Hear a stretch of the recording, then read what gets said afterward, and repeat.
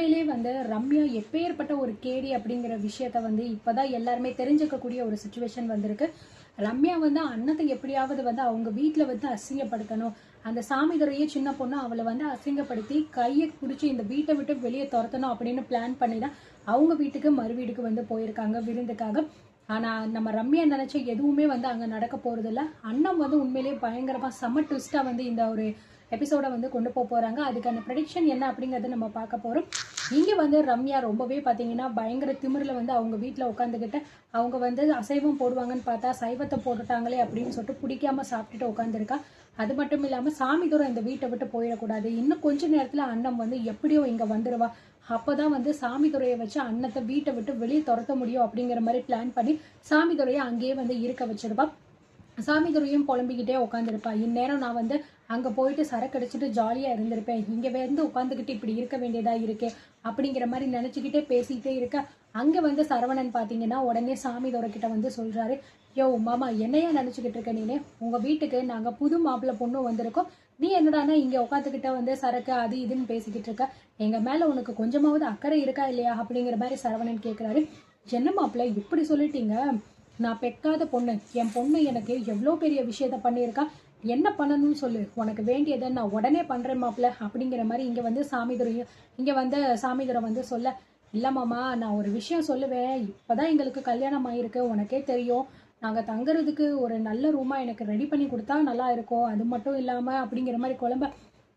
எனக்கு எல்லாமே புரியுது மாப்பிள்ள, நீங்க என்ன சொல்ல வர்றீங்கன்னு சொல்லிட்டு கவலையை விடுங்க, அதான் நீங்க சொல்லிட்டீங்கல்ல, போய் நான் உடனே ரூமை ரெடி பண்றேன், இன்னைக்கு உங்களுக்கும் என் பொண்ணுக்கும் இந்த வீட்டில் நான் முதல் இரவு நடத்தி காட்டுறேன் அப்படிங்கிற மாதிரி வந்து சொல்ல, இதை கேட்டுட்டு உடனே பார்த்திங்கன்னா சரவணன் பயங்கரமாக வந்து அப்படியே ஒரே ஜாலியாக நிற்க, உடனே வந்து உள்ளே இருந்து அங்கே ரம்யா வந்து பார்த்தீங்கன்னா வெளியில் வராரு. இந்த பக்கம் சரவணன் பயங்கரமாக ஹாப்பியாக இருக்கிறத பார்த்துட்டு வந்து, என்ன இவன் எதுக்காக இவ்வளோ சந்தோஷமாக நின்றுக்கிட்டு இருக்கா, ஏதோ தப்பாக இருக்கே, இந்த அண்ணன் வேற நம்ம ஃபோன் பண்ணி எவ்வளோ நேரம் ஆகுது, இன்னும் வரைக்கும் வராமல் என்ன பண்ணிக்கிட்டு இருக்கா அப்படிங்கிற மாதிரி இங்கே ரம்யாவும் பார்த்தீங்க அப்படின்னா மனசுக்குள்ளே நினச்சிட்டு, சரவணன் என்ன பண்ணுறீங்க இங்கே நின்றுட்டு, என்ன யோசிச்சுக்கிட்டு இருக்கீங்க அப்படின்னு சொல்ல, அது இல்லை மேடம் அதெல்லாம் ஒன்றும் இல்லை, சும்மா இப்போ தானே சாப்பிட்டு முடித்தோம், அதனால் மாமா கிட்ட கொஞ்சம் நேரம் பேசிக்கிட்டு இருந்தேன், வேற ஒன்றும் இல்லை அப்படின்னு சொல்ல, இல்லை சரவணன் நான் எப்பயோ ஃபோன் பண்ணேன், ஆனால் இந்த அண்ணன் இன்னும் வரைக்கும் வரலையே, ஒருவேளை வீட்டுக்கு வரமாட்டாலோ அப்படிங்கிற மாதிரி வந்து இங்கே ரம்யா நினச்சிக்கிட்டு இருக்க. தெரியலை மேடம், நீங்கள் ஒரு பிளான் பண்ணீங்க, ஆனால் அந்த பிளான் என்ன ஆக போகுதுன்னு தெரியலை, நம்ம வெயிட் பண்ணி வேணா பார்க்கலாம் அப்படிங்கிற மாதிரி இங்கே வந்து சரவணனும் ரம்யா கிட்ட வந்து சொல்லிக்கிட்டு இருக்காங்க. ஆனால் இங்கே நம்மளோட அண்ணன் வந்து பண்ணியிருக்கிற பிளான் இந்த ரம்யாவுக்கு எதுவுமே தெரியாததுனால அப்படியே பயங்கர மெதப்பில் இருக்கா, எப்படியோ அவள் இந்த வீட்டுக்கு வந்து அசிங்கப்பட்டு தான் வந்து போகிறா அப்படின்னு நினச்சிக்கிட்டு இருக்கா. இந்த நேரம் பார்த்து இந்த பக்கம் பார்த்தீங்கன்னா இவர் சண்முகம் வந்து சொல்லிக்கிட்டு இருக்காரு, என்ன வீட்டில் யாரையுமே காணோம், அண்ணன் எங்கே போயிருக்கா, ஆளை காணாமே அப்படிங்கிற மாதிரி கேட்குறாரு. அப்போதான் செல்லக்கிளி வந்து நடந்த விஷயங்கள் எல்லாத்தையுமே வந்து சொல்கிறாரு. இந்த மாதிரி வந்து ரம்யாவும் சரவணனும் யார் வீட்டுக்கு போயிருக்கான்னு உனக்கு தெரியுமா, இங்கே வந்து சாமிதுரையும் அவங்க அம்மாவும் கூட்டிகிட்டு போனாங்கல்ல அப்படிங்கிற மாதிரி வந்து சண்முகம் வந்து சொல்ல, ஆமாப்பா அதெல்லாம் வந்து வாஸ்தவம் தான், ஆனால் யார் வீட்டுக்கு போயிருக்கா அப்படின்னு சொல்லிட்டு உனக்கு தெரிஞ்சால் நீயே ரொம்ப அதிர்ச்சி ஆயிடுவா அப்படின்னு சொல்லி கேட்க, அப்படி யார் வீட்டுக்கு செல்லக்கிளி போவாங்க, மறு வீட்டுக்கு அப்படின்னா வந்து அவங்க அம்மா வீட்டுக்கு தானே போவாங்க அப்படின்னு கேட்க, அதுதான் இல்லை சண்முகம், ரம்யாவும் சரவணனும் 2 பேரும் சேர்ந்து அந்த சாமிதுரை வீட்டுக்கு போயிருக்காங்க அப்படின்னு சொல்லிட்டு செல்லக்கிளி சொல்ல, இதை கேட்டால் சண்முகம் வந்து ரொம்பவே ஷாக் ஆகுறாரு.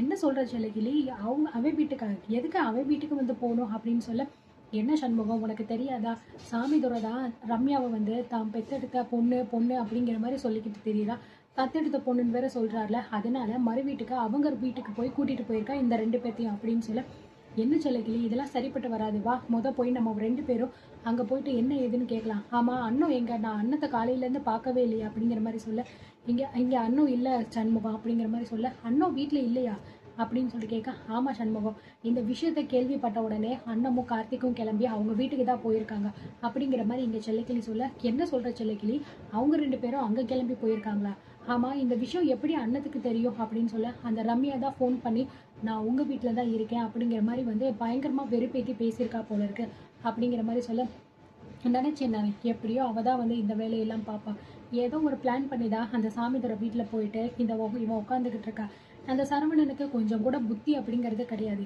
என்ன சொன்னாலும் சரி இந்த சரவணனும் அவங்க அம்மா செண்பகமும் 2 பேருமே வந்து அவள் சொல்கிறத தான் இவங்க வந்து கேட்டுட்டு ஆடிக்கிட்டு இருக்காங்க, ஒரு நாள் இல்லைன்னா ஒரு நாள் நீ வேணா பாரு, அவங்க இவங்க 2 பேத்தையும் நடுத்தெருவில் கொண்டு வந்து அவன் நிப்பாட்ட போறா. அப்படி மட்டும் பண்ணலை என் பேரை நானே மாத்திக்கிறேன் அப்படிங்கிற மாதிரி இங்கே சண்முகம் பார்த்தீங்கன்னா ரொம்பவே கோவமா சொல்ல, சரி வா செல்லகிளி, இதுக்கப்புறமும் நம்ம இங்கே நிற்க வேண்டாம், போய் நம்ம உடனே என்ன ஏதுன்னு பார்க்கலாம் அப்படிங்கிற மாதிரி சொல்ல, இல்லைப்பா சண்முகம், அது வந்து நம்ம அங்கே போகிறது சரிப்பட்டு வருமா அப்படின்னு கேட்க, இதில் என்ன இருக்குது அப்படின்னு சொல்ல, ஆமாம் அண்ணமும் கார்த்தியும் போனாங்கன்னு சொன்னியே அப்படின்னு சொல்ல, ஆமாப்பா அண்ணமும் கார்த்திக்கும் ஏதோ ஒரு விஷயத்துக்காக தான் அங்கே வந்து போயிருக்காங்க போல இருக்கு அப்படின்னு சொல்ல, அப்படியா, அப்போ சரி நம்ம வந்து போக வேண்டாம். ஏன்னா அண்ணன் வந்து இந்த விஷயம் எல்லாத்தையுமே தெரிஞ்சுட்டு போயிருக்காண்டா, கண்டிப்பாக அங்கே ஏதோ ஒரு விஷயம் பண்ண போகிறான். அந்த பிளான்ல தான் அவன் வந்து போயிருப்பான். அதனால நம்ம போயிட்டு தேவையில்லாமல் அதில் தலையிட வேண்டாம்.